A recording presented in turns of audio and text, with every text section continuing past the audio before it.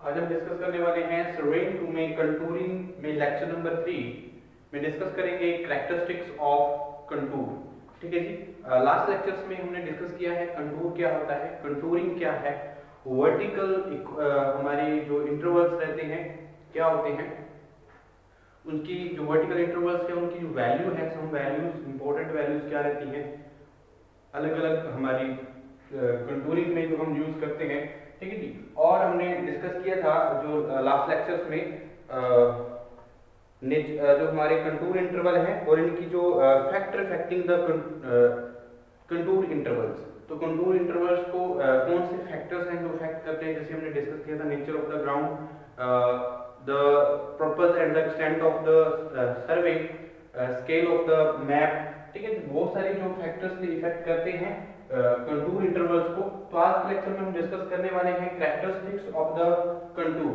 तो क्या कैरेक्टरिस्टिक्स रहेंगी कंटूर की, इसके बारे में वन बाय वन जाने के लिए अगर हमारे पास बात करते हैं, सबसे पहले जो कैरेक्टरिस्टिक्स में ऑल द पॉइंट्स जो हमारे कंटूर लाइंस में होंगे, all the points in the contour line have the same elevation. ठीक है जी, जितने भी पॉइंट्स होंगे कंटूर लाइंस में उनका क्या होगा, सेम एलिवेशन होगा, क्योंकि हमने कंटूर क्या होते हैं हमारे इंटरसेक्शन लाइन होती है। ठीक है, कंटूर क्या होता है हमारे जो contour in the contour line में be defined as the line of intersection of the level surface, ठीक है, with the surface of the ground. ठीक है जी, with the surface of the ground, level surface में जो हमारी ग्राउंड इंटरसेक्शंस होती है, लाइन ऑफ इंटरसेक्शन होती है, उसको हम डिफाइन करते हैं कंटूर से। ठीक है जी, तो उनको हम नाम देते हैं कंटूर। तो इससे क्या पता चलता है, this means every point on the contour line has the same altitude. ठीक है जी, तो every point of the contour line have a same altitude. ठीक है, तो ये सारे के सारे क्या इसकी कैरेक्टरिस्टिक्स रहेंगी हमारी कंटूर लाइंस का। हर एक जो एलिवेशन है, हर एक पॉइंट पे जो एल्टीट्यूड है वो क्या रहेगा, सेम रहेगा। ठीक है जी, all the points in contour line, all the points on the contour lines in a contour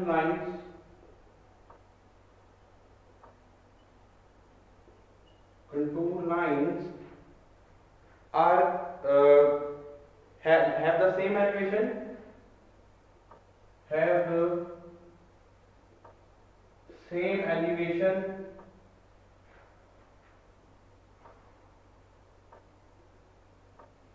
ठीक है जी। तो सेम एलिवेशन रहता है कंटूर लाइंस में, जितने भी पॉइंट्स रहेंगे उनका एलिवेशन क्या रहेगा, सेम रहेगा। तो flat ground is indicated, flat ground is indicated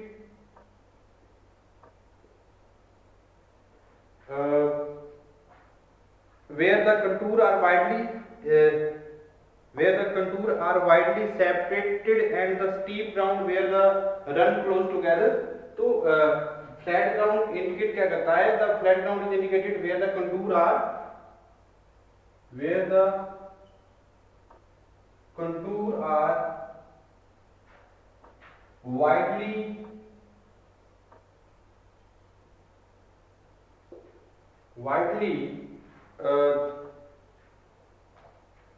widely separated and the steep gradient separated and the steep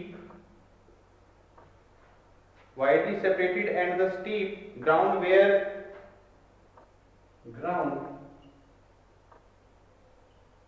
where they run close together, they run close together। ठीक है जी, तो all the points of contour line have the same elevations, ये हमारी characteristics है contour की। और जो हमारे फ्लैट ग्राउंड है इंडिकेटेड होता है where the contour are widely separated, जहां पे बहुत सारे कंटूर है वो सेपरेटेड, या स्टीप ग्रेडियंट है जहां पे बहुत सारे जो कंटूर एलिवेशंस हैं, जो कंटूर इंटरवल्स हैं वो क्लोज है एक दूसरे के। ठीक है, तो क्या है हमारा इंडिकेट करता है क्लोज है, जो क्या माउंटेनियस या ब्रोकन रीजन को इंडिकेट करेगा। अगर फ्लैट और यूनिफॉर्म अगर हम रीजन की बात करते हैं या यूनिफॉर्म कंट्री की बात करते हैं तो वहां पे जो कंटूर इंटरवल रहेंगे वो क्या होते हैं, स्मॉल रहते हैं। ठीक है जी, तो ये कैरेक्टरिस्टिक्स हैं कंटूर्स की, ये हमें जाननी बहुत ज्यादा जरूरी रहेंगी। ठीक है जी, तो a uniform slope is indicated, a uniform slope is indicated. तो यूनिफॉर्म स्लोप क्या इंडिकेट करता है, जो हमारी स्केल है, देखिए कंटूर है, एक uniform slope is indicated when the contour lines are uniformly, when the contour lines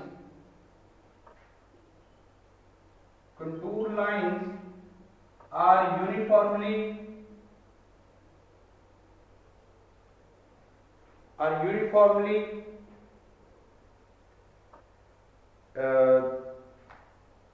spaced and a plane surface, uniformly spaced and a plane surface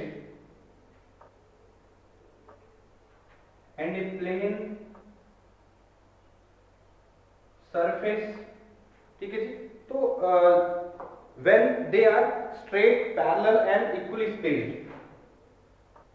when they are straight, parallel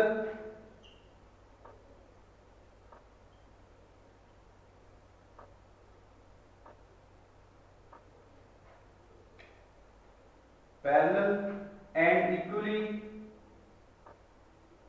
straight। ठीक है जी, तो क्या रहेगा, जो एक uniform क्या indicate करता है, when the contour lines are uniformly spaced को इंडिकेट करता है, और एंड अ प्लेन सरफेस, और प्लेन सरफेस को यूनिफॉर्मली जो स्पेस रहते हैं या कंट्री रहती है उनको क्या करता है, एक इक्वली स्पेस में एक स्ट्रेट या पैरेलल या इक्वली स्ट्रेट में जब हमारे जो कंटूर्स हैं, कंटूर लाइंस होती हैं, तो उनको क्या करता है, यूनिफॉर्म इंडिकेट करते हैं, कंटूर लाइंस इंडिकेट करती हैं यूनिफॉर्मली स्पेस में है। ठीक है जी, तो ये कैरेक्टरिस्टिक्स रहेंगी कंटूर्स की। ठीक है, और उसके बाद बात करते हैं a series of close contour lines on map represent a series of, मैं फोर्थ वन डिस्कस करते हैं हम।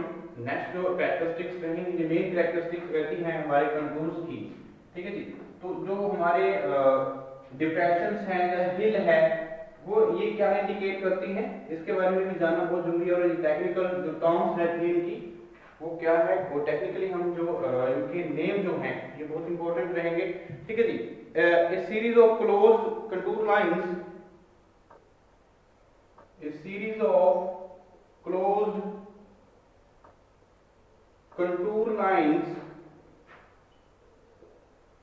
contour lines on the map represent a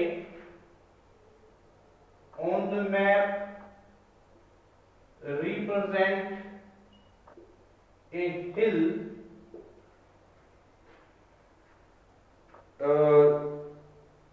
if the higher value are inside, if the higher value are inside। ठीक है जी, क्या होगा, higher value अगर है तो उसमें क्या कंटूर लाइंस जो है एक सीरीज में भी, तो ऑन द मैप क्या रिप्रेजेंट करेंगी, हिल को। ठीक है जी, तो कैसे ये सीरीज होती है जो हिल को रिप्रेजेंट करेंगे। अगर मैं कंटूर लाइंस की बात करूं, कुछ इस तरह से कंटूर लाइंस है हमारी। ठीक है जी,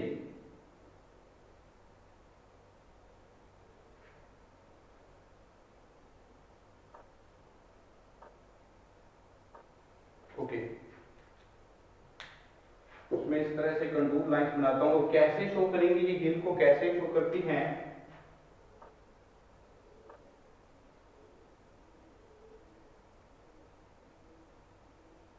ठीक है, देखिए ये हमारी जो कंटूर लाइंस है, ये मान लीजिए ये हमारा क्या है, लाइंस अगर इसका जो कंटूर है या कंटूर हमारी जो वैल्यू है कंटूर की वो कितनी है, 60 मीटर कंटूरिंग है। ठीक है, तो इसकी जो अलग अलग जो इसके बात करते हैं तो हम मान लीजिए हमारे 60 पे है 60 यहाँ पे इसकी जो एलिवेशन है, एल्टीट्यूड है इसका 65 है, 70, 75 और 80। ठीक है, तो इसको अलग अलग जो कंटूरिंग रहेगी वो किस तरह से हम क्या कर सकते हैं, इसको शो करेंगे। डिप्रेशन या हिल को कैसे शो होगी। ठीक है, ये मान लीजिए ये हमारी 80 पे है। ठीक है, 60 पे है ये हमारा 60। अगर हम 80 की बात करें तो 80 पे एक लाइन, हम 80 की लाइन यहाँ पे ड्रॉ कर देता हूं मैं। 80, 70, 75, 80 की लाइन मैं यहाँ पे ड्रॉ कर रहा हूँ। ठीक है जी, 60, 65, 70, 75, 80। तो ये कंटूर लाइंस मैं कैसे शो करता हूँ, ये कैसे इसको रिप्रेजेंट करें, series of closed contour lines. तो क्लोज्ड कंटूर लाइंस की सीरीज जो है वो क्या करती है, on the map represent a hill if the higher value are inside. अगर वैल्यू इनसाइड कहाँ पे है, हायर वैल्यू है, अगर हायर वैल्यू कहाँ पे इनसाइड है। ठीक है जी, बाहर कौन सी है, कम वैल्यू है। अगर हायर वैल्यू इनसाइड है तो वो किसको रिप्रेजेंट करती है, हिल को। ठीक है, कैसे रिप्रेजेंट कर रही है ये भी अब हम बात यहाँ पे जान लेते हैं। ठीक है, तो ये हमारा क्या है, यहां तक। ठीक है जी, और ये हमारा क्या रहेगा 60, और ये हमारा क्या है 65, ये हमारा क्या रहेगा 65। ओके जी, और 70, उसके बाद क्या रहेगा, ये हमारा क्या है 70। तो यहां पे क्या आएगा 70, ये लाइन क्या है 70 की, ये 60 की, और ये कौन सी है 75, और ये हमारे साइड में कौन सा है 80। तो कुछ इस तरह से हम इसको शो कर सकते हैं। मतलब जो हमारी कंटूर लाइंस हैं, ये देखिए हमारी जो कंटूर लाइंस हैं, a series of closed contour lines, जो closed contour lines on the map represent a hill if the higher value are inside। अगर higher value inside है तो क्या होगा, higher 80 जहां से है ना, तो 80 higher value है, तो inside में अगर higher value तो represent किसको कर रही है, हिल को। तो हम इस तरह से इसको क्या कर सकते हैं, रिप्रेजेंट कर सकते हैं। हमारी जो वैल्यू रहेगी ये क्या कर रहा है, इसको हिल को रिप्रेजेंट कर रहा है। इन पॉइंट्स को हम क्या कर सकते हैं, मिला सकते हैं जहां तक। ठीक है जी, तो ये क्या है, हिल को इस तरह से हम रिप्रेजेंट करेंगे। ठीक है, तो ये इस तरह से क्या कर रहा है, इसको हिल को रिप्रेजेंट करता है। अगर हमारी क्लोज कंटूर इंटरवल्स हैं, अगर इनसाइड जो वैल्यू है वो क्या है, हायर है, तो किसको रिप्रेजेंट करेगा, हिल को। तो ये इस तरह से हम जो इसकी कैरेक्टरिस्टिक्स हैं वो जाननी बहुत ज्यादा जरूरी रहेंगी। नेक्स्ट अगर मैं बात करूं series of close contour intervals, अगर मैं यहाँ पे नेक्स्ट कैरेक्टरिस्टिक्स की बात करता हूं, a series of close contour lines on the map indicate a depression. तो map represent a depression, depression कब शो करेगा, ये डिप्रेशन। ठीक है जी, तो डिप्रेशन जो डिवर्जन है वो कैसे होगा,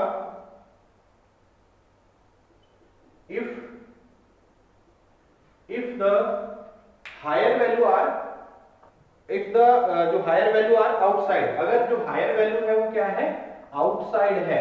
ठीक है जी, आउटसाइड, तो क्या होगा, जो क्लोज कंटूर लाइंस हैं, तो क्लोज कंटूर लाइंस क्या शो करेंगी, वो मैप क्या रिप्रेजेंट करेगा, डिप्रेशंस को।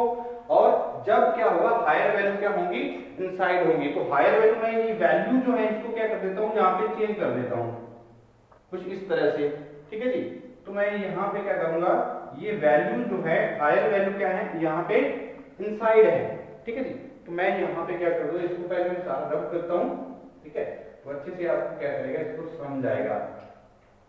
तो वैल्यूज को मैं क्या करता हूँ, यहाँ पे हायर वैल्यूज को आउटसाइड रखता हूँ। ठीक है, तो यानी कि ये हमारी क्या है, यहाँ पे वैल्यू जो रही है, अब ये 60 है, 65, 70, 75 और ये क्या है 80 है। तो हायर वैल्यू अब कौन सी है, आउटसाइड में है, तो ये रिप्रेजेंट किसको कर रहा है, डिप्रेशन को।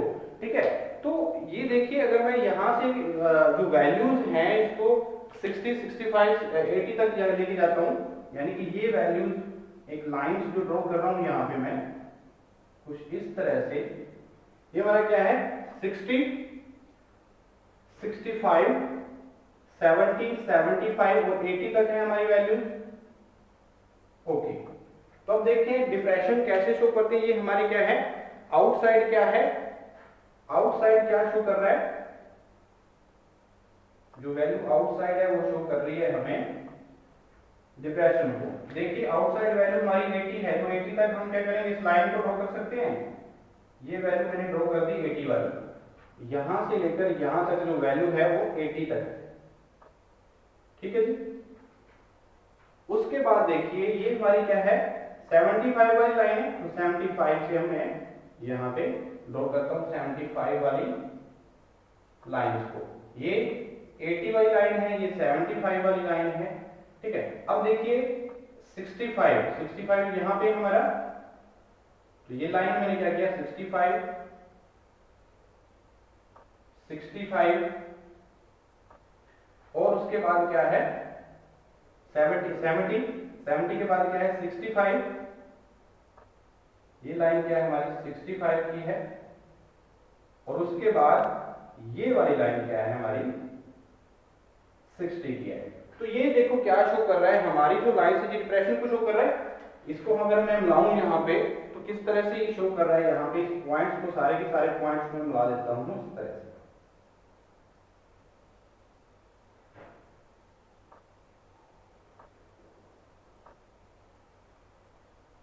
तो ये डिप्रेशन को शो कर रहा है यहाँ पे। तो series of close contour lines on the map represent the depression if the values higher value are outside. अगर हायर वैल्यूज क्या है आउटसाइड है तो क्या रिप्रेजेंट करता है डिप्रेशन को। अगर हायर वैल्यूज इनसाइड है क्लोज इंटरवल में, क्लोज कंटूरिंग में, क्लोज कंटूर लाइंस में, ठीक है, तो क्या रिप्रेजेंट करेगा डिप्रेशन को। ठीक है, तो ये बात ध्यान रखनी पड़ेगी। ठीक है जी, तो इसमें हमारा जो वैल्यू है यहाँ पे contour lines on the map represent the depression if the higher value are inside. ठीक है जी, उसके बाद मैं बात करता हूँ जो हमारी कंटूर लाइंस है उस क्रॉस रिज और वैली लाइंस है राइट एंगल। जो कंटूर लाइंस होती हैं अगर क्रॉस करती हैं रिज और वैलीज को तो कौन सी होती हैं, तो ये सारी की सारी जो इंपॉर्टेंट कैरेक्टरिस्टिक्स रहेंगी वो क्या है, एक contour lines cross ridge, contour lines cross ridge और वैली, रिज और valley lines at right angles, at right angles. ठीक है जी, तो जो कंटूर लाइंस है वो रिज और वैली लाइंस को किस पे क्रॉस करती हैं, एट राइट एंगल्स। ठीक है, if the higher value are inside और bend, if the higher value, if the higher value are inside, if the higher value are inside the bend or loop, the bend or loop in the contour, in the contour indicate the ridge, indicate the ridge।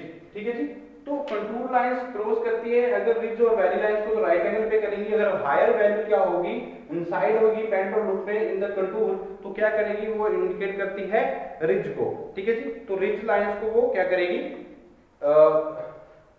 Indicate करेंगे। अगर मैं क्या करता हूँ higher, अगर मैं contouring, ये देखिए अगर हमारे पास ये इस तरह की या कंटूरिंग लाइन है कोई, ठीक है, तो अगर मैं इसकी इनसाइड जो वैल्यूज हैं कुछ इस तरह से मैं शो करता हूं इस लाइंस को।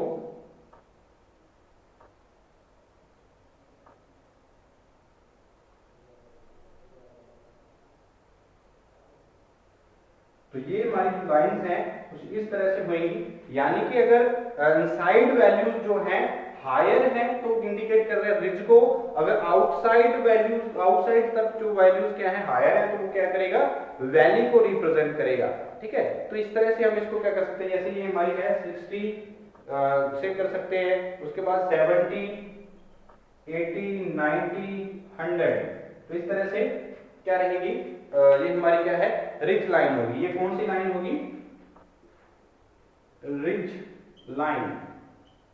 और दूसरी अगर मैं बात करता हूं, अगर जो वैल्यूज है आउटसाइड है, if the higher value are outside, outside the band it represents a valley.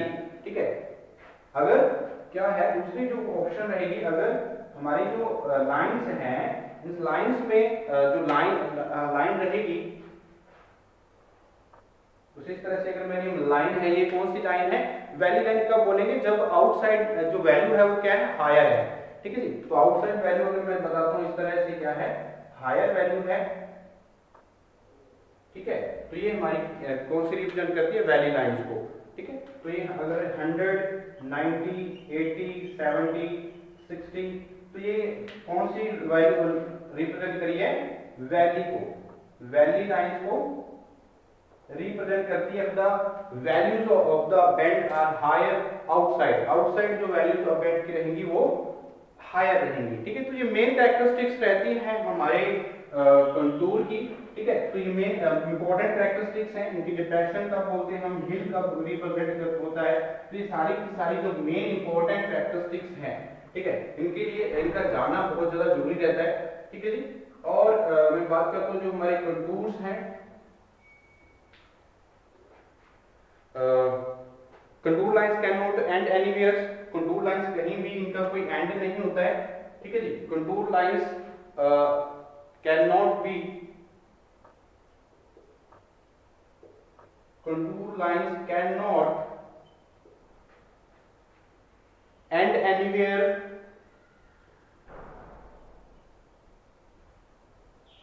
cannot end anywhere but close on themselves, but close on themselves within or outside the limits of the map, within and outside the, within and outside the limits of the map, limits of the map. ठीक है, तो contour lines का कोई and नहीं है कहीं पे, और इनको हम क्या कर सकते हैं, क्लोज कर सकते हैं, जहां हम इसको विद इन एंड आउटसाइड जो लिमिट रहेगी मैप की, हमारी आउटसाइड लिमिट रहेगी, वहां तक हम इनको क्लोज कर सकते हैं, बट इनका कोई एंड नहीं होता है कंटूर लाइंस का। ठीक है, तो ये एक मेन प्रॉपर्टीज रहेंगी। ठीक है, और अगर प्रॉपर्टीज के बारे में जाने तो हमारी कैरेक्टरिस्टिक्स रहेंगी कंटूर की, तो contour lines can not merge, contour lines cannot merge or cross one another, or cross one another on map expect in the, on map expect in the case of an overhanging cliff, in the case of an overhanging cliff। ठीक है, तो overhanging Cliff के case में जो हमारी contour lines उनको मर्ज नहीं किया सकता, किसी एक दूसरे से जो उसको क्रॉस नहीं किया जा सकता मैप में। ठीक है जी, except in the case of the overhanging cliff की, ओवरहैंगिंग क्लिफ को छोड़ के तो जहां पे कंटूर लाइंस हम मर्ज और क्रॉस नहीं कर सकते हैं एक दूसरे से। ठीक है जी, तो ये मेन प्रॉपर्टीज रहती हैं कंटूरिंग की। ठीक है, और जो अगर हम बात करें contour never run into another, contours never run into one another into one another